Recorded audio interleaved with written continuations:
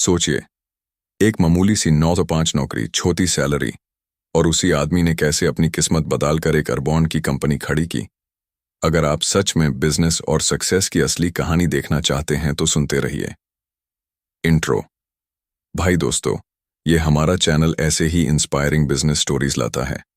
अगर आपको ये टाइप की कहानियां पसंद हैं तो वीडियो को लाइक कर दीजिए और चैनल को सब्सक्राइब कर लीजिए।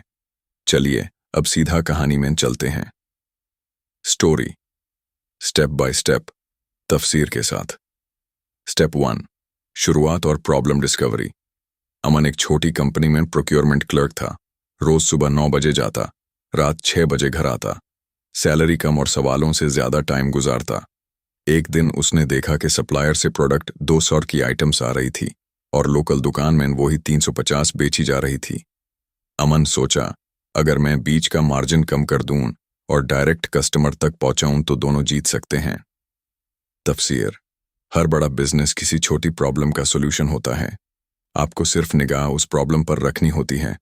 आइडिया रोल नहीं करता जब तक प्रॉब्लम क्लियर ना हो। स्टेप 2, वैलिडेशन और पहला एक्सपेरिमेंट। अमन ने अपनी सैलरी से थोड़ा सा स्टॉक खरीदा और व्हाट्सएप प्लस लोकल बाजार से बेचना शुरू किया। पहले हफ्ते में सिर्फ 30 सेल हुए, लेकिन फीडबैक मिला। लोग क्वालिटी चाहते थे और रिलायबल डिलीवरी चाहते थे। तफसीर, जल्दी से वैलिडेट करो। पहले से बड़ा नहीं सोचो, कस्टमर से सीधा बात करो। अगर पहली सेल हो गई तो आइडिया जिंदा है। स्टेप 3, री इन्वेस्टमेंट और डिसिप्लिन। अमन ने पैसा सेव करना शुरू किया। हर महीने सैलरी का 40% साइड में रखा और बिजनेस प्रॉफिट्स वापस बिजनेस में डाले। उसने पर्सनल एक्सपेंसेस कट किए ताकि इन्वेंट्री फ्लो स्टेडी रहे। तफसीर, बूटस्ट्रैपिंग से आप ओनरशिप भी रखते हो और डिसिप्लिन सीखते हो। यह वो फाउंडेशन है जिस पर आगे स्केल होता है। स्टेप 4, प्रोडक्ट मार्केट फिट और नीश। मार्केट से मिलने वाले डेटा के बेसिस पर अमान ने प्रोडक्ट लाइन नीच की। वो जेनेरिक चीजों से निकलकर एक स्पेसिफिक कैटेगरी में स्पेशलाइज हुआ, quality fabrics for value for money buyers, और अपने ब्रांड को सिंपल प्रॉमिस दिया, क्वालिटी बिना ज्यादा खर्च के। तफसीर, नीच बनाना कंपटीशन कम करता है और मार्केटिंग का काम आसान। सबको टारगेट करने की कोशिश मत करो। स्टेप 5, टीम और टेक्नोलॉजी। अमान ने अपने एक दोस्त को ज्वाइन करवाया जो थोड़ा टेक जानता था। सिंपल वेबसाइट बनाई, ऑनलाइन पेमेंट्स ऐड किए और सोशल मीडिया पर छोटी कैंपेन्स चलाए।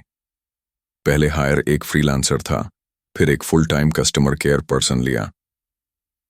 तफसीर, आपको पहले एम्प्लॉयज की जगह 2 चीजें चाहिए, एक बैंडविड्थ जो आप खोल सके और एक स्किल जो आप खुद नहीं रखते। सही हायर्स इनिशियल ग्रोथ को मल्टीप्लाई करते हैं। स्टेप 6, सिस्टम्स, एसओपीज और सप्लाई चेन। जब ऑर्डर्स बढ़ने लगे तो अमान ने हर प्रोसेस की एसओपी लिखना शुरू की। Inventory tracking, packaging standards, return policy, vendor lead times और लोकली डिलीवरी पार्टनर से टाई अप किया। तफसीर, स्केल का असली मंत्र सिस्टम्स हैं। जब तक काम सिर्फ आपके हाथ में है वो रेप्लिकेट नहीं होता। स्टेप 7, कैश फ्लो मैनेजमेंट और स्मॉल फंडिंग। जब ग्रोथ विजिबल हुई तो अमन ने छोटे एंजल से कांटेक्ट किया, पर टर्म्स क्लियर रखे। थोड़ा सा सीड फंडिंग ली ताकि मैन्युफैक्चरिंग कॉस्ट कम हो और मार्केटिंग एक्सेलरेट हो। इंपॉर्टेंट चीज ये थी कि डाइल्यूटेड ओनरशिप बहुत ज्यादा ना हो। तफसीर, फंड रेज करना सॉल्यूशन हो सकता है, लेकिन टर्म्स और यूनिट इकोनॉमिक्स पे ध्यान रखो। हमेशा सिंपल एक्सेल में यूनिट मार्जिन चेक करो। स्टेप 8, ब्रांडिंग, रिपीट कस्टमर्स और लॉजिस्टिक्स स्केल। कंपनी ने अपने पैकेजिंग और कस्टमर एक्सपीरियंस पे इन्वेस्ट किया। रिपीट कस्टमर्स और वर्ड ऑफ माउथ से CAC, कस्टमर एक्विजिशन कॉस्ट, नीचे आया। फिर एक रीजनल वेयरहाउस सेटअप किया जिससे डिलीवरी टाइम घट गया और मार्जिन्स इंप्रूव हुए।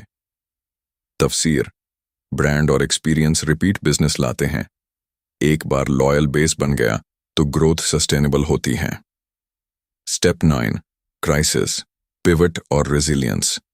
एक बार एक मेजर सप्लायर डिले ने कैश क्रंच क्रिएट किया। अमान ने टेम्पो,